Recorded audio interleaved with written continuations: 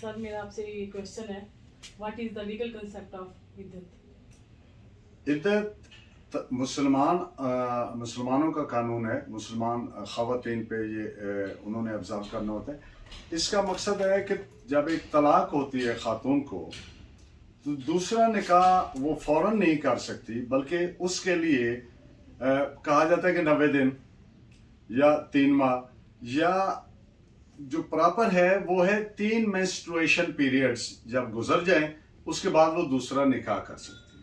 اس کی جو reason debtor ہے, وجہ تسمیہ ہے, فلاسفی بہائنڈ اٹ ہے, وہ یہ ہے کہ ایسرٹینمنٹ آف پیٹرنٹی, کہ اب ایک خاتون کو طلاق ہوئی, اس نے بعد میں عدت گزارنے کے بعد, عدت کا پیریڈ اس لیے ہے کہ دوسرا اگر نکاح کیا ہے, شادی کی ہے, تو اس صورت میں کوئی ڈاؤٹ پیدا نہ ہو کہ یہ بچہ پہلے خاوند سے تو نہیں, تاکہ وہ کلیئرنس ہو جائے.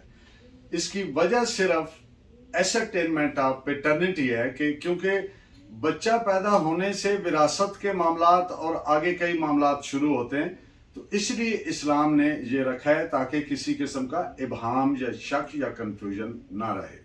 ایک بات.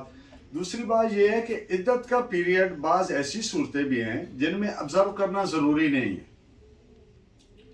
مثال کے طور پر ایک خاوند ہے, اس کی اپنی بیوی سے وہ ملا ہی نہیں ہے اور اس نے طلاق دی ہے, تو ایسی صورت میں وہ عدت کا پیریڈ گزارنا ضروری نہیں ہے. مثلا خاوند بیرون ملک ہے, وہاں سے اس نے ڈیورس کر دی, اب وہاں سے اس نے ڈیورس کر دی, تو ایسی صورت میں ظاہری بات ہے وہ ملے ہی نہیں, تو اس میں کوئی شبہ ہی نہیں ہے.